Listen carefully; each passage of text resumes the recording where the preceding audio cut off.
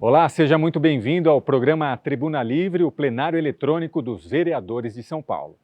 Aqui você assiste aos discursos dos vereadores da Câmara Municipal de São Paulo. As falas dos parlamentares são de livre escolha e têm aproximadamente 5 minutos. Acompanhe agora alguns desses discursos. Muito boa tarde a todos que nos acompanham aqui na galeria do plenário, pares presentes, leitores do Diário Oficial e também quem nos acompanha pela TV Câmara São Paulo. Presidente vereador Chechel Trípoli. Hoje eu quero abordar aqui um assunto que já trouxe em outras oportunidades, já falei sobre o mesmo assunto, que é sobre a mobilidade urbana na cidade, mas no caso específico, na Zona Leste. A grande visão da revisão do plano diretor estratégico é justamente você movimentar a cidade, cuidar da mobilidade e de outros assuntos importantes dessa cidade, mas o que eu quero trazer aqui é especificamente sobre a mobilidade. Em todas as vias que vão para leste da cidade de São Paulo, pela Aricanduva, pela Radial Leste, são outras que tem, que não me recordo o nome, o cara quando tem Covid, depois fica para lembrar das coisas, de momento assim, torna-se um pouco difícil, né? Mas são grandes vias que tem, novo vereador Eli Correia e outros vereadores, porém precisam de evolução, precisam de mais investimentos, justamente no sentido de abrir mais as vias, ter mais pista de rolamento. Porque a Zona Leste da cidade de São Paulo, inclusive com base no plano diretor que foi aprovado lá em 2014, a região da cidade que poderia crescer muito mais e ser mais explorada é justamente a Zona Leste. Mas no que diz respeito à sua mobilidade, ela está ficando para trás. Ela está ficando cada vez mais atrasada, ao invés de evoluir, ao invés de crescer. Eu quero falar sobre a Coroa de Frade, ali na região do 15 de novembro, quem é da Zona Leste conhece aquilo muito bem, na confluência com a Radial Leste. Aquilo é um transtorno para todo o povo que vai para a Zona Leste. É um caos, aquilo torna-se um caos, em qualquer hora do dia. Às vezes até no período da manhã, que é contrafluxo, que é justamente no sentido oposto. Mas ali fica travado. Agora, quiçá, no período da tarde, no período noturno, aquilo torna-se intransitável, intransitável. E ali iniciou-se uma obra, salvo engano, lá no ano de 2014. Começou-se uma obra que ia aumentar uma passagem sob o nível da Radial Leste. Há um óbice jurídico e por essa razão ainda não evoluiu lá. E aquilo traz um transtorno imenso. Então eu quero fazer um apelo aqui ao governo, ao prefeito Ricardo Nunes, aos secretários, que certamente estão acompanhando e sabem o caos que traz aquilo lá para todo o povo da Zona Leste, que ali seguramente deve passar cerca de 100 mil carros ou 200 mil carros diariamente, seguramente. E trava ali naquela região por conta de uma obra que eu diria que é como se fosse o investimento ali, vereador Eli Correia, é como se fosse uma gota d'água no oceano, sabe? Tão insignificante que é o dinheiro, mas que vai representar um ganho de vida tão grande para toda a população que ali passa, para todos que moram na Zona Leste, que eu diria que seria uma qualidade de vida, sabe, incomparável, e que fica ali aquele atraso por conta, que eu diria, falta de vontade de resolver. Não tem outra explicação. Porque se tivesse vontade de resolver aquilo, eu não tenho um milésimo de dúvida. Eu, vereador Senival Moura, não tenho um milésimo de dúvida que já teria sido resolvido aquilo. Porque, sabe, economicamente falando, é muito pouco que vai se gastar ali.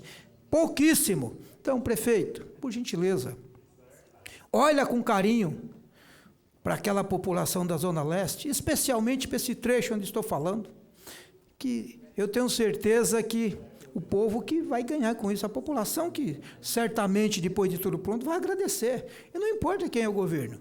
O governo está lá para isso, foi eleito para isso, tem que fazer obra, tem que melhorar, tem que dar mobilidade nessa cidade, tem que garantir moradia, porque é para o povo, o recurso público, ele tem que voltar para o povo, e na forma de qualidade de vida, do jeito que a população, que o povo merece e assim quer.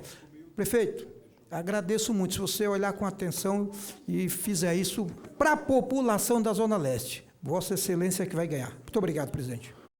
Bom, queria cumprimentar meu presidente aqui, o Chechel Trípoli, meus companheiros aqui da Câmara, os vereadores, né? Queria cumprimentar aqui os funcionários da Câmara, a Guarda, a Rede Câmara de Televisão, que sempre está aqui conosco presente. Mas hoje eu queria tocar um assunto que é muito importante. A gente vai entrar num momento de frio na cidade de São Paulo. E eu queria dizer para vocês o seguinte, gente. Enquanto a temperatura baixa na cidade de São Paulo, faltam vagas nos abrigos e muita burocracia exigida para aqueles que apenas estão precisando do mínimo, um lugar quente para morrer de frio na rua. Essa foi a madrugada mais fria do ano. Um morador em situação de rua faleceu a 500 metros de um abrigo. Padre Júlio Lancelotti já vem denunciando hoje a TV Globo...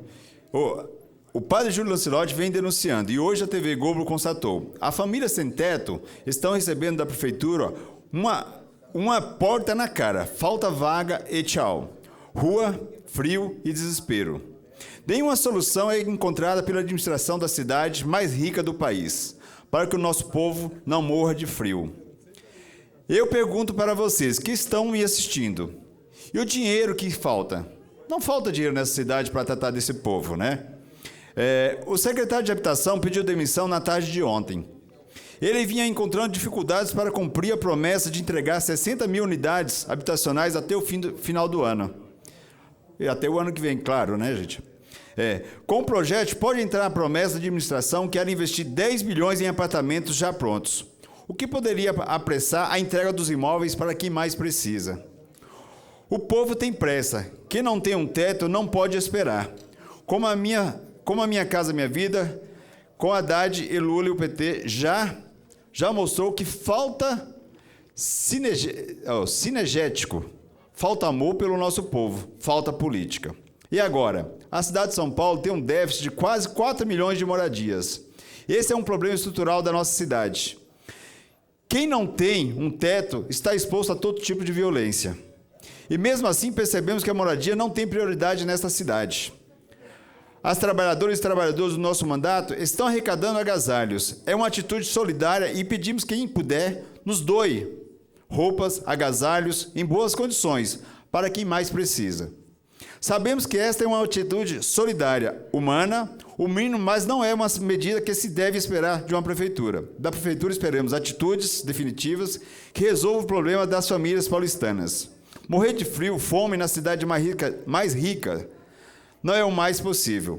O povo paulistano não pode conviver com isso. Estamos esperando que o prefeito se pronuncie após a saída do secretário e reassuma o compromisso com a nossa população e venha colocar quais são as ações de emergência que esta administração vai tomar para abrigar quem está com frio e fome. É preciso que toda esta casa legislativa tenha a mesma posição de cobrar a prefeitura para melhorar a vida das pessoas que estão cada dia passando fome, frio nessa cidade. Obrigado, presidente.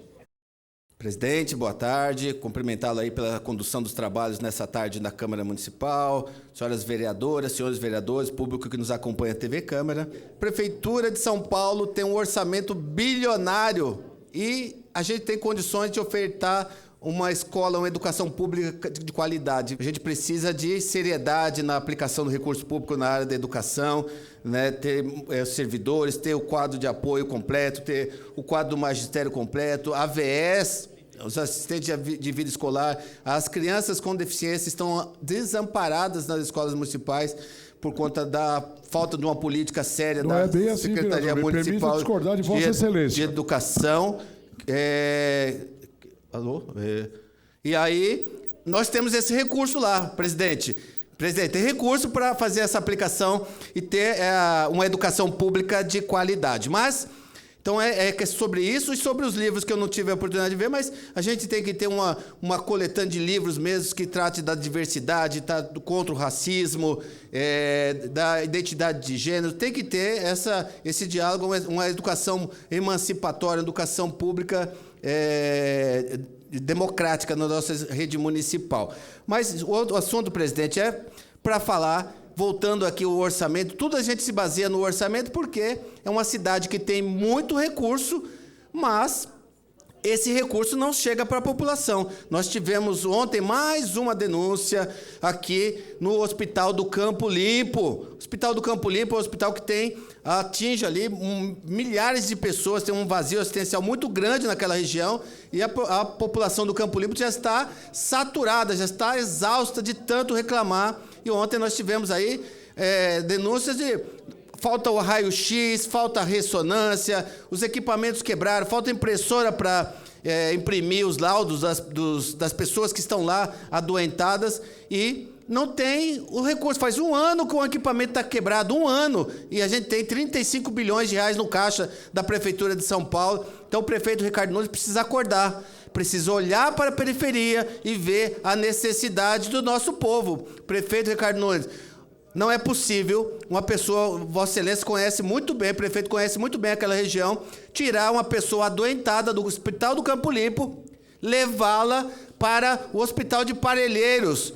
Demora 1h30, 2 horas, a pessoa que está adoentada. Então, isso é uma covardia muito grande. Então, peço que o prefeito olhe com cuidado ali também dessa questão do Hospital do Campo Limpo. E não dá. Quando você olha o caixa da prefeitura e vê 35 bilhões de reais, e do outro lado você vê pessoas morrendo, então alguma coisa está muito errada nessa política pública na cidade de São Paulo. Obrigado, presidente.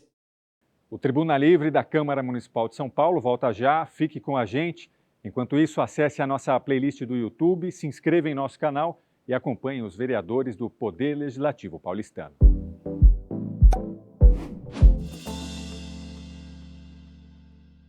E você também pode acompanhar outros discursos dos vereadores. Para isso, basta acessar a nossa playlist no YouTube, apontando o celular para o QR Code que aparece aí na sua tela. E fique por dentro das atividades dos parlamentares do Legislativo paulistano. E não se esqueça de se inscrever lá no nosso canal.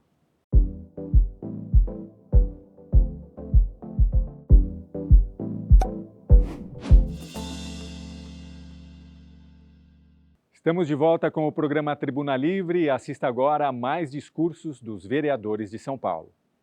Obrigado, senhor presidente. Obrigado, demais colegas aqui que estão presentes, novos vereadores, vereador Coronel Salles, da importante CPI dos furtos de fios e cabos aqui da nossa cidade. A cidade está prestando muita atenção, vereador, do resultado dessa CPI, né? Porque os custos de manutenção estão voltando para a população. Mas eu subi a tribuna aqui rapidamente, presidente, para falar hoje do evento que teve lá no sindicato Eliseu Gabriel presente. Sindsaudesp, o Sindicato dos Trabalhadores da Saúde da Rede Privada, um encontro de grêmios da UMES, da União Municipal de Estudantes Secundarista, e eu queria, aqui na tribuna, falar da importância dos grêmios estudantis, da importância dessa articulação da UMES, que foi hoje, e que o quanto é importante esse movimento, o seu protagonismo na democracia do nosso país. E um dos debates importantes do Grêmio, da UMES, foi a questão da revogação do novo ensino médio, que foi um programa feito e elaborado num governo do Michel Temer, um governo que, para nós, um governo sem legitimação popular, um governo fruto de um golpe contra a presidenta Dilma, que hoje é comprovado que não cometeu nenhum crime. Então, esse governo propôs uma reforma do ensino médio que não melhora o ensino médio, que para nós já havia com problemas, que já tinha problemas nesse ensino médio. Nós queremos um ensino médio que possa dar ao aluno do ensino médio condições de futuramente frequentar um curso superior. E esse novo ensino médio, que novo assim, bem entre aspas, não tem nada de novo, é um ensino médio que rebaixou demais as condições dos atuais alunos do ensino médio para concorrer em disputas das melhores universidades desse país. Portanto, aqui fica a nossa saudação ao encontro que a UMES fez hoje, está fazendo, discutindo a revogação do novo ensino médio, e esperamos sim que o movimento estudantil continue na sua trajetória de muita luta, de muito protagonismo. Eu que passei também pelo movimento estudantil, fui da refundação dos grêmios, né? Pela idade não dá para disfarçar, mas eu era do Centro Cívico e vim para a refundação dos grêmios em 85, e hoje eu pude participar desse importante encontro dos grêmios e a luta dos secundaristas por um ensino médio que possa dar a eles condições de ingressar nas melhores universidades desse país, e também um ensino médio que ajude cada vez mais a formar cidadãos e cidadãs. Então, essa é a minha fala aqui no Pequeno Expediente, presidente. Queria agradecer muito os que estão aqui ao vivo, os que estão também acompanhando pela nossa querida TV Câmara. Obrigado. Boa tarde, senhores vereadoras, senhoras vereadores, público que nos assiste pela TV Câmara e de forma presencial. Queria fazer uma reflexão breve aqui nesse dia 6 de junho com os senhores vereadores. No dia de ontem, a gente teve uma comemoração mundial, né, uma data internacional, que é o Dia do Meio Ambiente. Para muitos parece um conceito abstrato, né, pensar em Dia do Meio Ambiente, mas tem tudo a ver com a nossa realidade, tem tudo a ver com o nosso cotidiano. Quando a gente enfrentou, por exemplo, em janeiro, dezembro agora, uma situação terrível de enchentes tomando a cidade de São Paulo, tirando as casas das pessoas, desalojando as pessoas das casas, matando muita gente, a gente está falando, por exemplo, de alterações, de mudanças climáticas que tem a ver com o não cuidado de meio ambiente. Quando a gente fala de pessoas que ficam sem água em vários extremos e periferias de São Paulo por questões de seca, a gente está falando de meio ambiente. Então, quando a gente fala, por exemplo, também de insegurança alimentar, ou seja, pessoas que não conseguem ter acesso à alimentação saudável, a legumes, frutas, hortaliças, a gente está falando de problemas ambientais. Então, tudo isso tem muito a ver com a nossa realidade. E eu acho que é importante a gente falar, no Dia do Meio Ambiente, sobre a política ambiental da cidade de São Paulo. A gente tem uma Secretaria do Verde, do Meio Ambiente, que hoje tem metade de R$1 bilhão de orçamento anual. Parece muito, mas não é. É muito pouco. Só uma organização social da saúde da cidade de São Paulo, ou seja, o MOES, uma parceira, uma entidade privada que ganha dinheiro da saúde, só uma delas já ganhou nesse ano R$1 bilhão e 200 milhões de reais. Ao longo do ano vai ganhar mais de 4 bilhões. A Secretaria Municipal do Verde e do Meio Ambiente tem 500 milhões de reais anuais para atuar. Então, é um orçamento muito pequeno, tem uma falta profunda de técnicos. Isso aí vem há muito tempo sendo denunciado. Há anos não se tem concurso para técnicos na Secretaria do Verde e do Meio Ambiente. É uma enorme sobrecarga de trabalho sobre os que existem. Problema com fiscalização, problema, enfim, de fato, com o trabalho da Secretaria do Verde e do Meio Ambiente. Queria falar também sobre esse tema, do que a gente está enfrentando. Tive o desprazer de ver na imprensa que bem no Dia Mundial do Meio Ambiente, o governador Tarcísio falou mais uma vez em concessão de parques. Concessão de parque para iniciativa privada bem no Dia do Meio Ambiente. Nós já tivemos uma experiência dessa com os antigos governos João Dória, que fez a concessão de parques como o da Água Branca e do Ibirapuera, e a gente tem diversos problemas em parques concedidos à iniciativa privada. A gente tem, por exemplo, para dar um exemplo para vocês, lá no Ibirapuera, uma série de denúncias de eventos que são feitos ali que não respeitam a fauna e a flora local, de construções novas de quiosque, loja, parece estar virando um shopping, o Ibirapuera, aumentando a área que é impermeabilizada. Hoje, por exemplo, existe uma lei que você não pode impermeabilizar mais o solo de um parque público, como é o Ibirapuera. E, recentemente, uma empresa conseguiu ganhar para fazer mais loja de quiosque e construir em cima do parque. Então, toda vez que a gente tem essa questão de parques que estão sendo cedidos para a iniciativa privada, a gente tem problemas ambientais muito grandes. Acaba virando, muitas vezes, um centro de eventos. No Ibirapuera tá isso. Se chega uma empresa falando que quer fazer um show, que quer fazer qualquer tipo de algo que não seria de um parque, que seria, digamos, de um centro de exposições, essa empresa, se pagar bem para a concessionária que faz gestão do parque, ela consegue fazer, independente do impacto ambiental que vai estar naquele parque. Então, infelizmente, o governador Tarcísio falou ontem que quer fazer a concessão, por exemplo, do nosso Parque Ecológico do Tietê. Isso me assustou profundamente. A gente tem hoje uma reserva gigante no Parque Ecológico do Tietê. A gente tem ali um centro de recuperação de animais que não tem, e num raio de quilômetros enorme, próximo da cidade de São Paulo. Animais feridos, por exemplo, que são levados para lá e que nenhum outro lugar tem a capacidade técnica de fazer a recuperação. Qual a garantia que isso vai ser mantido numa concessão para iniciativa privada? Como é que a gente vai conseguir manter os projetos de educação ambiental gratuitos, ligar a Secretaria do Verde e do Meio Ambiente se tiver a concessão? Nada disso foi estabelecido, nada disso foi dito. Então, eu queria dizer, chamar a atenção dos senhores, que os parques que o governador Tarcísio falou que quer privatizar, entregar para a gestão privada, muitos na cidade de São Paulo. Esse tipo de coisa não pode acontecer, né? Então, o que eu queria chamar a atenção para os senhores aqui é que no Dia do Meio Ambiente é uma afronta o governador falar de concessão de parque.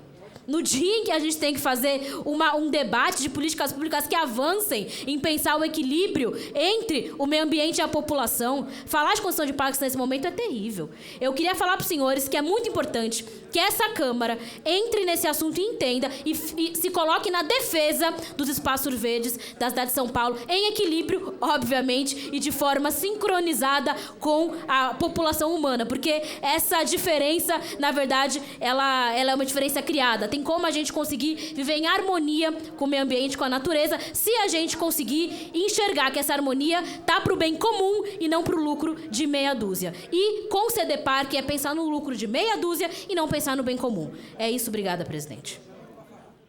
Cumprimentar os colegas aqui presentes, os trabalhadores desta casa, as pessoas que acompanham pela TV Câmara e o senhor presidente. Queria falar algumas coisas aqui hoje. Primeiro, saudar que hoje é o Dia Nacional do Teste do Pezinho. Eu que participo lá da Comissão de Saúde, né, André Santos? E o teste do pezinho é um instrumento importante para o diagnóstico de doenças graves em recém-nascidos. E o teste do pezinho precisa ser garantido e ampliado nas redes de saúde. Diante disso, assinei com outros colegas parlamentares a proposta do PL 703, 2020, que trata de garantir o exame a todos os bebês do município de São Paulo. Acho que o vereador Hélio Rodrigues também assinou, é do vereador Aurélio Nomura. Então, só relembrando a importância do teste do pezinho. Demais, queria pedir para os colegas que acho que hoje deve entrar em votação um projeto do antigo vereador Paulo Fiorilo, do vereador Alfredinho, e que eu, Manuel Del Rio, e o vereador Hélio Rodrigues somos coautores, que é o projeto que institui a rede de proteção social para garantir direitos e a proteção integral das crianças e adolescentes na Prefeitura do município de São Paulo. Nós que acompanhamos o trabalho dos conselheiros tutelares, né? Queria saudar os conselheiros tutelares, todas as pessoas que trabalham com crianças e adolescentes, e dizer que é necessário fortalecer essa política de proteção das crianças e adolescentes. Todos conhecem, todos sabem que a cidade de São Paulo ela tem um contraste muito forte e nesse contraste as crianças e adolescentes das famílias de menor renda sofrem muitas violações. Então é muito importante esse projeto da proteção das crianças e adolescentes. Queria pedir o apoio de todos os colegas à aprovação desse projeto. Demais, queria falar de um outro assunto. Todos vocês sabem, eu moro aqui no centro da cidade e todo dia que a gente anda pelo centro da cidade, a gente encontra dezenas, se não centenas de pessoas dormindo nas ruas, deitados nas ruas, comendo pelas ruas, né? Então, o centro de São Paulo, ele está vivendo uma crise muito forte, com muitas pessoas sem ter onde morar. E, ao lado da dificuldade dessas pessoas para morar, o centro de São Paulo está com a maioria de seus imóveis vazios. Muitos deles só funciona o comércio embaixo, mas a parte de cima está toda vazia, sem nenhuma utilização. Então, nós queríamos reforçar, e agora que nós estamos nesse momento de discussão do plano diretor, que há uma necessidade, há uma emergência de dar uma destinação a esses imóveis abandonados. E a forma correta, legal, de, segundo a nossa Constituição, requisitar esses imóveis para acolher a população que não tem onde morar, que não tem onde dormir, não tem onde comer. Então, nós precisaríamos avançar nessa política aqui no centro, porque em toda a cidade nós encontramos os imóveis abandonados. Você vem aqui pela região da Praça da Sé, da Praça aqui das Bandeiras, daqui do centro, da Barão de Tapetininga, da Avenida São João, da Avenida Ipiranga, nós encontramos centenas de imóveis abandonados, com pequena utilização. Então, proponho que seja tomada uma medida, o prefeito tome uma medida emergencial e disponibilize esses imóveis que estão vazios, sem finalidade social, que disponibilize para acolher a população que não tem onde morar, a população que está dormindo nas ruas. É isso, senhor presidente. Muito obrigado. Essa edição do programa Tribuna Livre fica por aqui. Obrigado pela sua audiência. Caso tenha perdido algum programa, basta acessar o QR Code que aparece aí na sua tela. Rede Câmara São Paulo, sua conexão com a política da cidade.